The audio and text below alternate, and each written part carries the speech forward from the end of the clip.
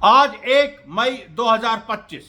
आज का वीडियो वहीं से शुरू होता है जहां का कल खत्म हुआ था, यानी जो 30 अप्रैल 2025 को जो आग लगी इजराइल में, जो भयंकर आग ईरान, यमन और हमास और पैलेस्टीनियन रेजिस्टेंस के जॉइंट एफर्ट से जो आग लगी। अब इजराइल ने भी उस चीज को मान लिया है। उसके बारे में हम डिटेल में जाएंगे, एक एक चीज आपको बताएंगे। क्या नुकसान हुआ है इजराइल का, कितना एरिया जला है, किस तरीके से पैलेस्टीनियन रेजिस्टेंस फोर्सेस ने इतने बड़े काम को अंजाम दिया जिससे पूरा इजराइल पैरालाइज हो गया। सैकड़ों इजरायली घायल हैं, कई लोग इसमें मारे गए हैं। सेनाओं के आइडिया बेसिस के अंदर आग घुस गई है और इसके वीडियोस मैंने अपने एक्स और टेलीग्राम चैनल में डाले थे। आपको देखिए डिस्क्रिप्शन में उनके लिंक्स भी मिल जाएंगे, आप जरूर वहां पर जाइए। वेबसाइट अभी फिर से कंस्ट्रक्शन के स्टेज में है। आपको मैं बताता हूं, एक तो यह हो गया सबसे जो बड़ी खबर है इजराइल की, जो इजराइल में आग लगी है। उसके बाद जो इजराइल के अंदर हो रहा है वो भी आपको बताएंगे। वो रोज नई नई परिघटनाएं वहां पर हो रही हैं। सीरिया आज के प्रसारण का बहुत ही महत्वपूर्ण एक अंग है, क्योंकि सीरिया में एक्चुअली जिस एरिया को इजराइल कब्जा करना चाह रहा है उसका बहुत ही उसका ऐतिहासिक महत्व है। इस्लामिक हिस्ट्री में खास तौर पे उसका बहुत बड़ा ऐतिहासिक महत्व है और इसलिए भी इजराइल उसको कब्जा करना चाह रहा है। और सीरिया में जो इस समय इजराइल के खिलाफ लड़ाई चल रही है वो एक तरह से जो एक 21st सेंचुरी में जो एक मॉडर्न रेजिस्टेंस अवेकनिंग जो मुस्लिम वर्ल्ड की है, कि इस्लाम जो है वो केवल सिर्फ और सिर्फ रेजिस्टेंस का धर्म है। उसका एक ही मकसद है इंसाफ के लिए बंदूक उठाना, और वो पूरी मानवता के लिए है। ये जो पूरा एक नया मैसेज इस्लाम का जा रहा है, जबकि 20-25 सालों में बार बार मैं याद दिलाता हूं अमेरिका और यूरोप ने इस्लाम की वो इमेज गढ़ने की कोशिश की कि ये तो आतंकवादियों का रिलीजन है, इसमें तो काफिरों को मार दो, इसको मार दो, उसको मार दो, इस तरीके से। और जानबूझ के वैसे लोग तैयार किए, अलकायदा तैयार किया, आईएसआईएस तैयार किया, वेस्ट ने किया, सब जानते हैं। लेकिन अभी जो जंग चल रही है, जो 7 अक्टूबर 2023 को शुरू हुई, पूरी दुनिया में इस्लाम एक इंसाफ की लड़ाई का एक मंच है, एक मजहब है, और उसके साथ साथ एक यूनाइटेड फ्रंट है जिसमें सभी धर्म के लोग भी लड़ सकते हैं उनके साथ आके। ये पूरी बात एक बड़ा मैसेज जा रहा है और सीरिया इसमें अहम है।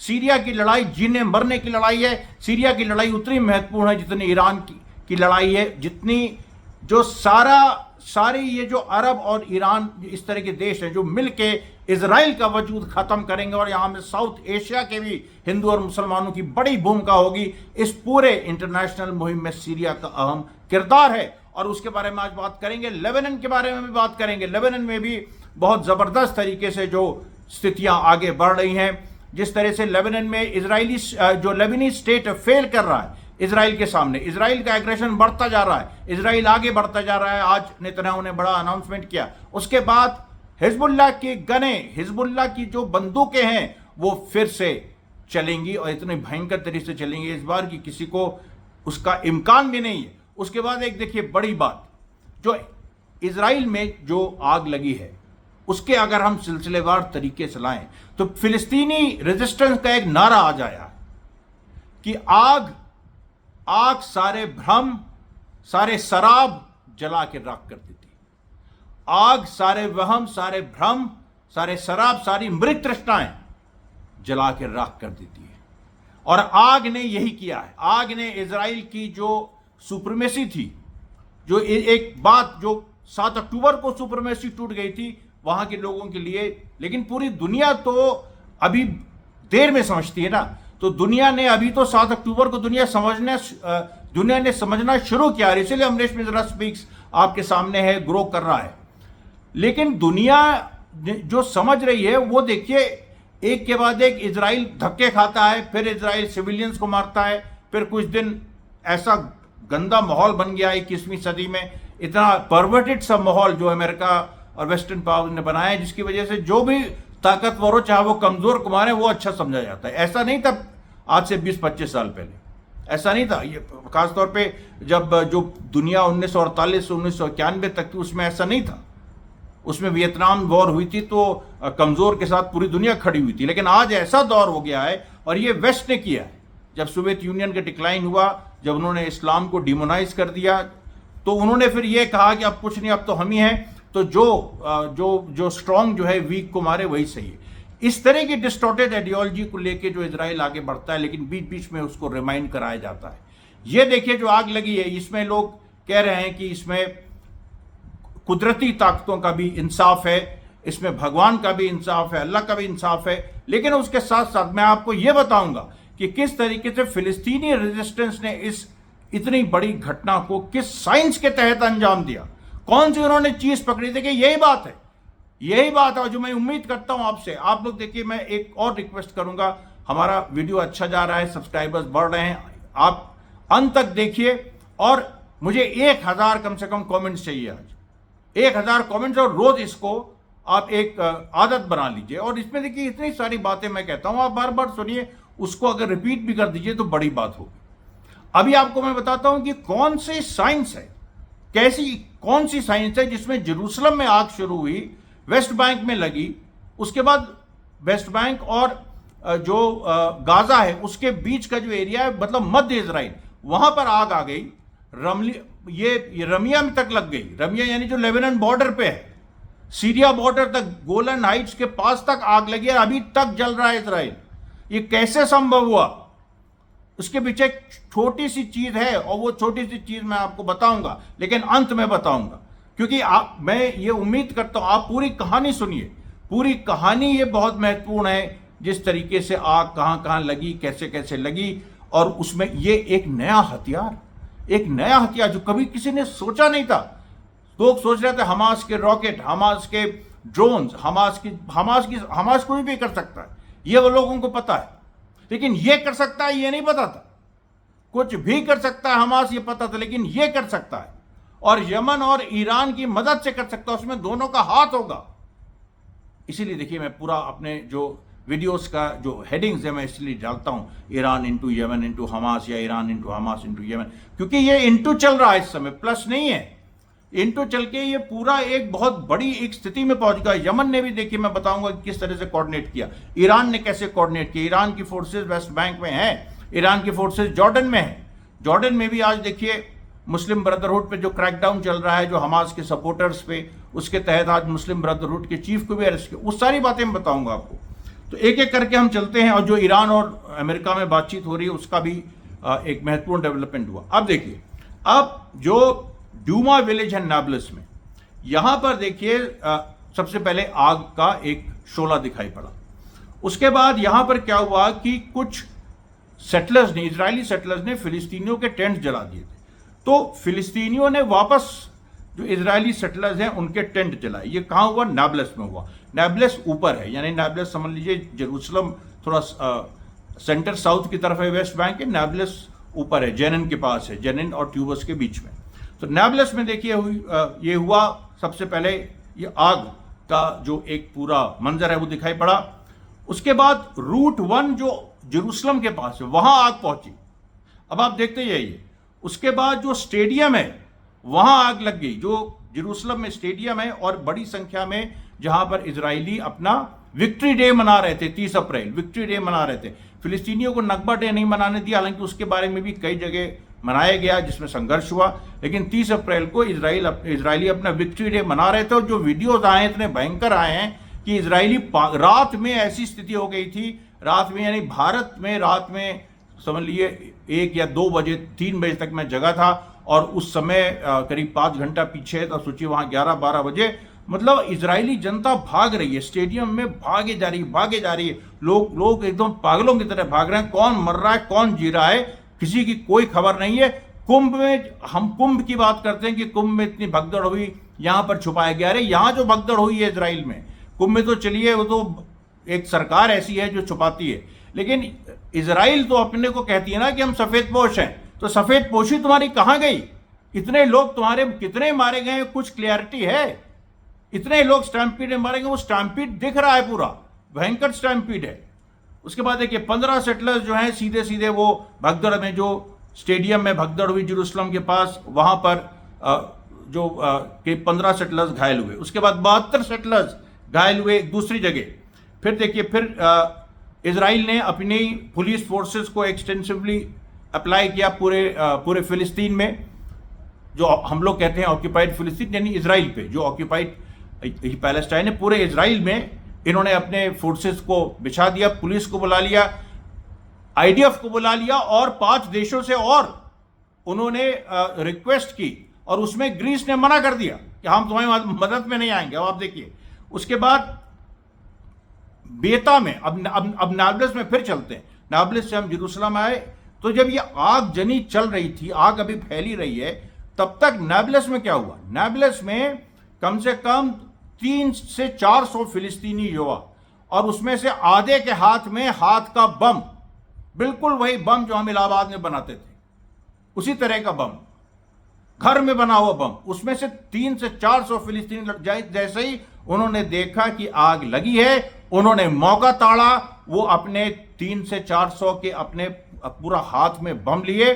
जो इजराइलीज का एक बड़ा कॉन्वॉय आ रहा था, जिसके आगे सोल्जर्स थे, एक खुली ट्रक में सोल्जर्स थे। उनको उम्मीद नहीं थी कि वेस्ट बैंक में कुछ होगा ऐसा, क्योंकि वेस्ट बैंक में इस तरह, भाई वेस्ट बैंक में या तो रेजिस्टेंस की फोर्सेस करती हैं, जो आज भी किया उन्होंने जेनिन में, मैं उसके बारे में भी बताऊंगा। नेबल्स में, बेत फारूक में भी करती हैं, लेकिन वो एक फिक्स पोजीशन होती है जिसके तहत वो करती है। वो दिख जाता है कि एक 8-10 लोगों का स्क्वाड है जो एक एक्टिविटी करने जा रहा है, लेकिन एकदम से 4 से 500 लड़के आ जाएंगे, आधों के हाथ में होममेड बॉम्ब होगा, और वो फेंकने लगेंगे जैसे कंचे आप खेलते हैं, जैसे आप पत्थर मारते हैं, वैसे बम मारने लगेंगे, एक साथ 100 बॉम्ब्स। और उसमें 3 इजरायली सोल्जर बुरी तरह घायल हो गए। बहुत बड़ी घटना है ये वेस्ट बैंक की। 3 इजरायली सोल्जर बुरी तरह घायल हो गए, 2 के मारे जाने की पूरी अभी पुष्टि नहीं हुई है, लेकिन हो जाएगी।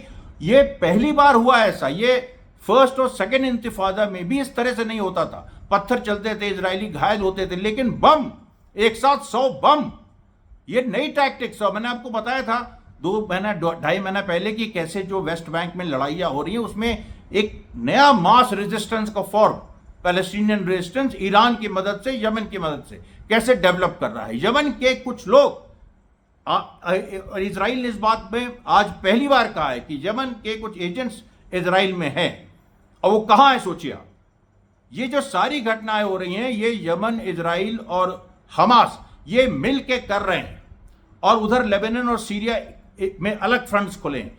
तो ये आप देखिए कि बेता नाब्लस में, आप देख लीजिए, कहीं भी आप किसी भी आप जाके गूगल कर लीजिए, कुछ भी कर लीजिए, बेता नाब्लस में बड़ी घटना हुई है। यहाँ 3 इजरायली सोल्जर्स बुरी तरीके से घायल हुए हैं, उनको वहां से विड्रॉ करना पड़ा है। अभी तक इजराइल शॉक में है, बार बार फोर्सेज अपनी भेज रहा है, उसको समझ में नहीं आ रहा है क्या हो गया।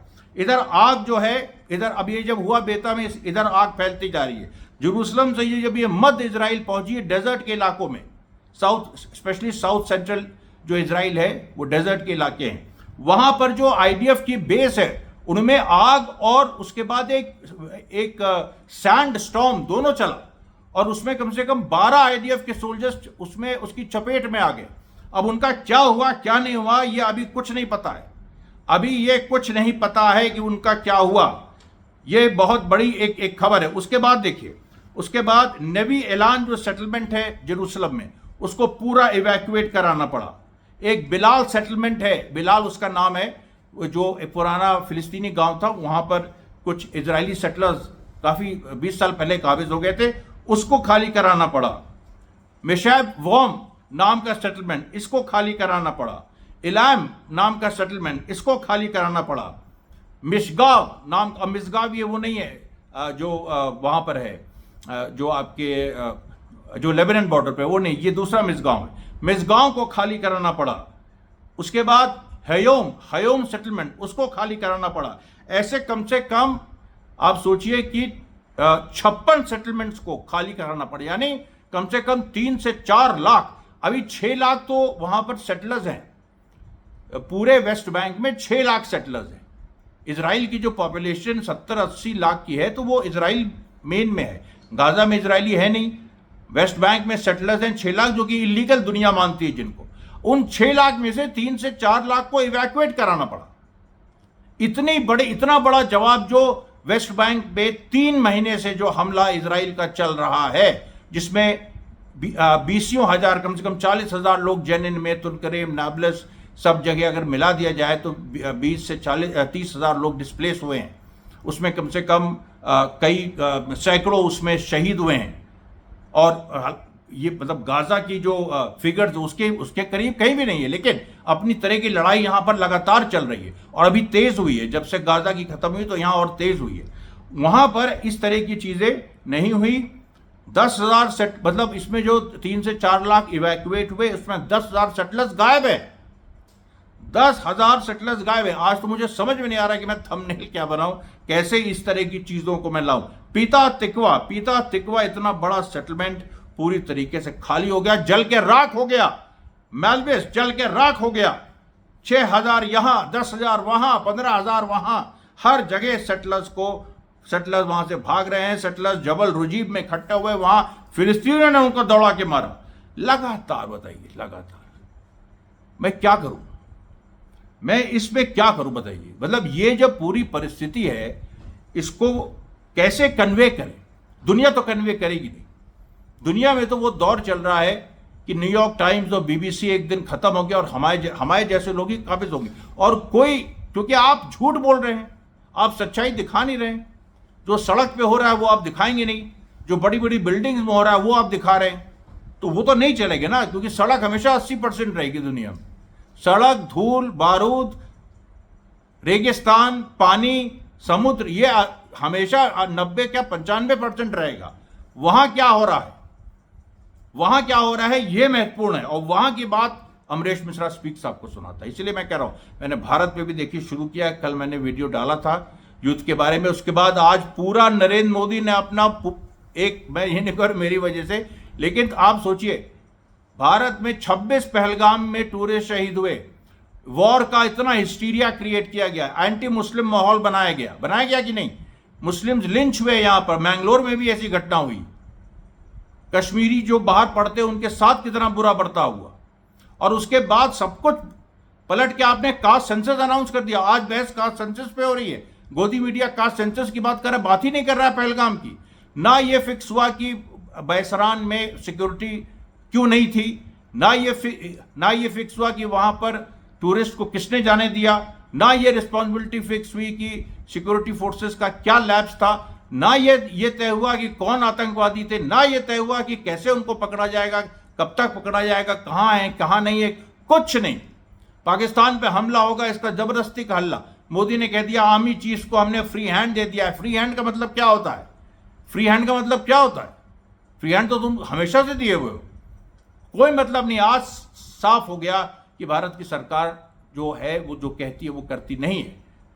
इसमें वो समझ गई कि चाइना का एंगल इन्वॉल्व है, ट्राइलैटरल मामला है, बायलैटरल मामला नहीं। This is the most abject retreat in the history of the world by any force. जो भारत की जो मौजूदा बीजेपी सरकार पीछे हट गई है पाकिस्तान पे हमला करने से या किसी भी तरह के रिटेलिएटरी एक्शन से, और वहां पर इन्होंने कास्ट सेंसस कर दिया। या तो फिर मकसद ही नहीं था कभी, ये फिक्स्ड मैच था। जो पहलगाम हुआ फिक्स्ड मैच था, और इस फिक्स्ड मैच में ये बात तय थी कि ये होगा, इससे हिंदू मुस्लिम होगा, फिर हम कास्ट सेंसस अनाउंस करेंगे, उससे हमें अति पिछड़ों का वोट मिलेगा और उसके साथ बिहार चुनाव हो जाएगा। मैंने इस पर वीडियो आज बनाया था, लेकिन वो उस तरह से सही टाइमिंग में मैं उसको रिलीज नहीं कर पाया, इसलिए मैंने डिलीट कर दिया। मैं कल इस पर वीडियो बनाऊंगा और जल्दी आपके बीच लाऊंगा। अब हम वापस इस पर आते हैं कि अब देखिए, ये जो पूरी एक सिचुएशन इजराइल में है, उनके प्रेसिडेंट को अपील करना पड़ा कि इस तरह की स्थिति बहुत खतरनाक है। और ये जो सिविल वॉर जैसी स्थिति जो इजराइल में चल रही है, उसकी वजह से ये जो इजराइल का ब्रेकडाउन है, इजराइल रिस्पॉन्ड नहीं कर पाया, उसकी फायर सर्विस रिस्पॉन्ड नहीं कर पाई, आईडीएफ के लोग रिस्पॉन्ड नहीं कर पाए, उनको सही समय में वार्निंग नहीं दी गई। ये इसमें इजराइल के पास इतने सोफिस्टिकेटेड सिस्टम्स हैं, वो भारत नहीं है कि वहां पे एक गांव से दूसरे गांव पहुंचने में बाइसरान में आधा घंटा लोग मरते रहे, कोई पहुंचा नहीं। यहां पर यह स्थिति नहीं, छोटा सा देश है, तड़ से एक जगह से दूसरी जगह कम्युनिकेशन हो जाता है, फिर भी सब फेल हो गया जब आग लग गई। उसके बाद आप देखिए, इंग्लैंड से भी मदद मांगी। इंग्लैंड ने मदद पहुंचाना तो दूर, उसने दूसरी बात कह दी। इंग्लैंड ने कह दिया कि हम सऊदी अरेबिया और फ्रांस के साथ मिलकर जून में फिलिस्तीनी राज को रिकॉग्नाइज करने की बात कर रहे हैं। ये देखिए साफ, UK is in talks with France and Saudi Arabia about the potential recognition of a Palestinian state. साफ लिखा हुआ है, देखिए। उसके बाद ईरान की, अब ईरान देखिए, जो इजराइल कोशिश कर रहा था अजरबैजान को ईरान से लड़ाना। अब जानते हैं अजरबैजान मुस्लिम बहुल है, फिर भी ईरान के खिलाफ है। आर्मीनिया क्रिश्चियन बहुल है, ईरान के साथ है। लेकिन अजरबैजान में अब ईरान के जो प्रेसिडेंट है पेजेश्कियान, वो गए, 5 बिलियन की वहाँ पर डील हुई है, वहाँ पर बिजनेस एक्सचेंज करने की बात हुई, और अजरबैजान को भी वहाँ बहुत हद तक वो किया गया है, मतलब वो उसके प्रो इजरायली तेवर कम किए गए हैं। उसके बाद जो सीरिया में हो रहा है, ड्रूज इलाकों में, वहाँ ड्रूज जो है उनका स्टेटमेंट आया। अभी भी युद्ध चल रहा है सीरिया में, गोलियां चल रही हैं। जो पूरा जो स्वेदा का इलाका है, स्वेदा के इलाके में ड्रूज को ढाल बना के इजरायली लड़ना चाह रहे हैं, लेकिन ड्रूज इजराइल के लिए नहीं लड़ रहे हैं। वो फिलिस्तीनी रेजिस्टेंस की जो फोर्सेज हैं, पैलेस्टीनियन इस्लामिक जिहाद खासतौर पे, उनके साथ मिलकर लड़ रहा है एचटीएस से। एचटीएस के 3 और लोग आज मारे गए। सुबह 13 लोग गायब हो गए थे एचटीएस के। एचटीएस की बड़ी बुरी हालत है, वहां पर फंसी हुई है। ये जो जुलानी मवाली है, ये इसका क्या होगा ये आप देखिएगा, अभी बहुत जल्दी देखिएगा, इसमें बहुत ज़्यादा टाइम नहीं लगने वाला है, क्योंकि ये जो पूरी सिचुएशन मैच्योर हो रही है उसमें ऐसी ऐसी बातें सामने आ रही हैं। और सीरिया के बारे में मैं भी आपको डिटेल में कुछ और चीज़ें बताऊंगा। चाइना में देखिए, जो फॉरेन मिनिस्टर वांग यी हैं, उन्होंने ईरान, अब देखिए, अब चाइना, अब ईरान का रशिया से भी, ईरान का चाइना से भी, चाइना के जो मिनिस्टर हैं, इन्होंने ईरान के नेशनल सिक्योरिटी ऑफिशियल से मुलाकात की। इन्होंने बीजिंग का जो तेहरान के प्रति सपोर्ट है वो इन्होंने दोहराया, और ये कहा कि यूएस ईरान टॉक्स को हम देख रहे हैं, अगर ये फेल हुई चाइना ईरान के साथ है। सीधी बात है, कोई इसमें कंफ्यूजन की स्थिति नहीं है।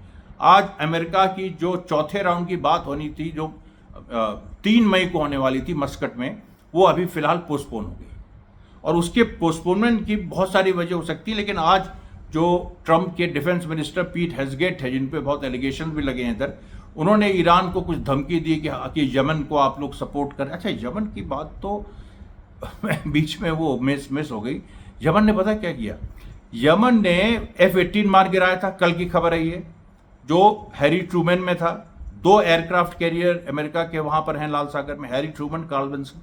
हैरी ट्रूमैन को उन्होंने वहां से पीछे कर दिया, फिर कार्ल विल्सन पे आज अटैक किया, और कार्ल विल्सन पे कम से कम 13 सुसाइड ड्रोन्स मारे यमन ने। 13 सुसाइड ड्रोन्स मारे हैं।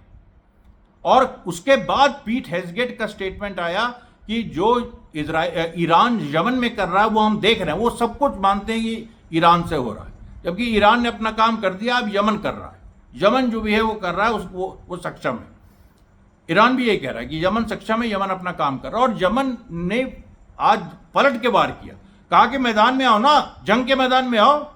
हमको तुम समझते थे कि हम कुछ नहीं है, हम सबसे गरीब देश हैं पूरे अरब दुनिया के, तो आओ सामने लड़ो।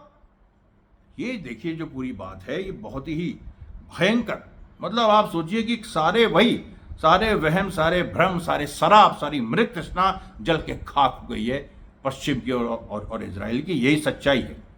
उसके बाद अभी तक इजराइल ने आज नेतन्याहू ने कहा कि 18 फिलिस्तीनी गिरफ्तार किए हैं, ये जो आगजनी हुई है, पूरे इजराइल जो जला, 18 फिलिस्तीनी। उसके बाद इजरायली पुलिस ने कहा कि 18 पता नहीं ये क्यों कह रहे हैं, 3 लोग गिरफ्तार हुए हैं, 3 फिलिस्तीनियों को गिरफ्तार किया है।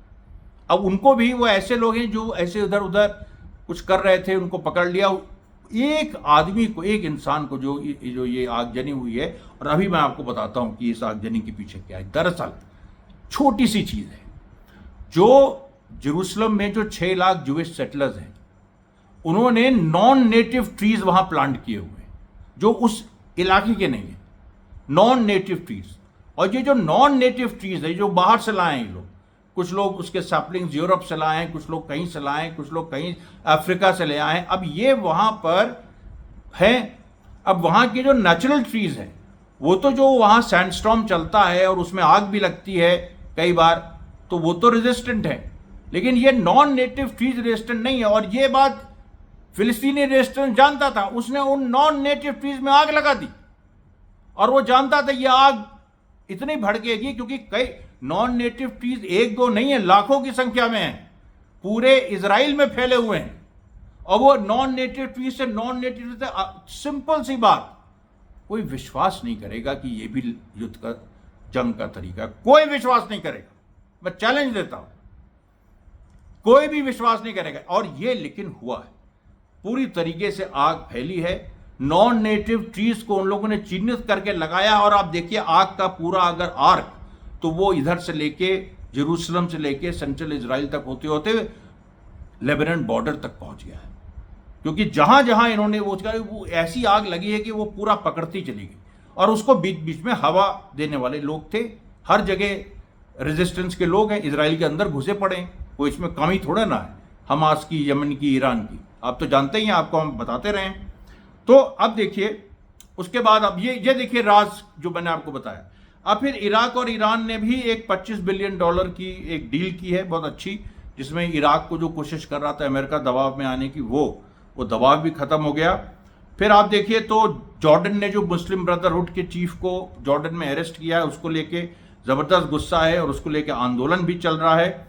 और उसके साथ साथ आप देखिए जो मोरक्को में, पेरिस में, लंदन में आज जबरदस्त प्रदर्शन भी हुए, और लगातार जो इस तरीके से जो कोशिशें हो रही हैं। टर्की में मे डे जो डेमोन्स्ट्रेशन हुए 1 मई के, वहाँ पर पुलिस के साथ क्लैश हुआ, उसमें प्रो फिलिस्तीनी पूरे फोर्सेस थी। और अब हम आते हैं सीरिया पे देखिए इजराइल क्यों चाहता है ये जो दारा पे कब्जा करना। इजराइल क्यों चाहता है कुनैत्रा से हम दारा और फिर दमस्कस का जो कंट्री साइड, इस पे हम कब्जा करें। ये इलाका, अब जैसे नवा में लड़ाई हुई थी, आपको मैंने बताया था करीब आज से 10 दिन पहले नवा में लड़ाई हुई थी, जिसमें 9 सीरियन शहीद हुए थे, और इजरायली फोर्सेस से लड़ाई हुई थी, 6 इजरायली घायल हुए थे, आपको पता है। नवा में ये लोग घुस नहीं पाए। अब नवा का महत्व क्या है? नवा का महत्व ये है कि ये it is the birth place of इमाम अल नवावी। नवा जो है सीरिया में इमाम अल नवावी का बर्थ प्लेस है। ये इस्लामिक थॉट के बहुत बड़े फिगर हैं, इनकी किताबें अभी भी इस्लामिक वर्ल्ड में पढ़ी जाती हैं। इनके नाम से शहर भी है, इन दिस टाउन, ये जो नवा है ये इन्हीं के नाम से, इमाम अल नवावी के नाम से।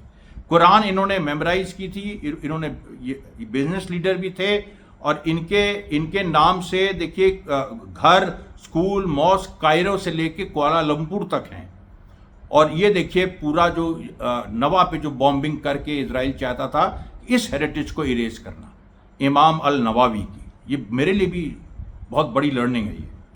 फिर नवा के पास जाबिया हिल है। जाबिया हिल में उमर इब्न अल खत्ताब जो खलीफा थे, वो वहाँ पर जब वो मदीना से लौटे थे तो वहीं पर उनको जेरूसलम की चाबियां दी गई थी।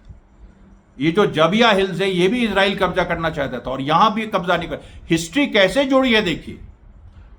उसके बाद इसी हिस्टोरिक हिल पे आर्मी कमांडर्स की जो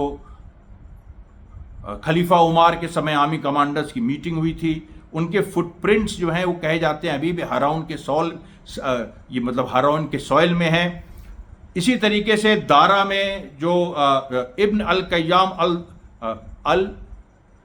अल जुज़िया, इब्न अल कय्याम अल जुज़िया, ये बहुत ही बड़े जूरिस्ट और रिफॉर्मर थे। ये दारा की इजरा शहर में पैदा हुए थे। इब्न खातिर ये हिस्टोरियन थे बहुत बड़े, जिन्होंने जो मजदल गांव में पैदा हुए थे बुसरा के पास। ये सारा ये जो हरौन का एरिया है ये क्रेडल ऑफ नॉलेज रहा है। यारमूक रिवर यहीं पर है, इसी के बैंक में खालिद बिन अल वलीद, इनकी मुस्लिम आर्मीज ने 636 AD में बाइजेंटाइंस के ऊपर, रोमन अंपायर के ऊपर डिसाइसिव विक्ट्री हासिल की थी, जिससे दुनिया का इतिहास बदल गया था। बाइजेंटाइन अंपायर धूल में मिल गया था। ये देखिए ये, और इजराइल इन एरियाज को कैप्चर करना चाहता है, जो एरिया जहां पर सलादीन तक आए थे जब जेरूसलम की लिबरेशन की जंग हो रही थी। सुल्तान पाशा अल अतराश, खालिद बिन वलीद और इस तरह के तमाम। और ये देखिए जो अलक्सा मस्जिद का भी जो महत्व है, पहला किबला कहा जाता है कि जब मोहम्मद साहब पहली बार अलक्सा की तरफ ही रुक करके वहां पर नमाज पढ़ते थे, पहला किबला, जब उनको फिर रेवलेशन हुआ कि काबा की तरफ रुक करो। ये देखिए ये जो सारी चीजें हैं। और आज ओमान के जो ओमान के इमाम हैं, उन्होंने ये भी कहा, उन्होंने कहा कि ये पहला किबला है वो अलक्सा मस्जिद, और उस पर उसको हम किसी भी तरह का कोई भी हार्म हम पहुंचाने नहीं देंगे। अब ये पूरी देखिए एक सिचुएशन है जो मैंने आपको विस्तार से आज बताई है, और कल मैं फिर हाजिर होऊंगा। कल मैं ज़रूर वो इंडिया पे जो कास्ट सेंसस और जो युद्ध से भाग रहे हैं लोग, उसके बारे में भी आपको बताऊंगा। तब तक के लिए धन्यवाद साथियों, बहुत बहुत धन्यवाद।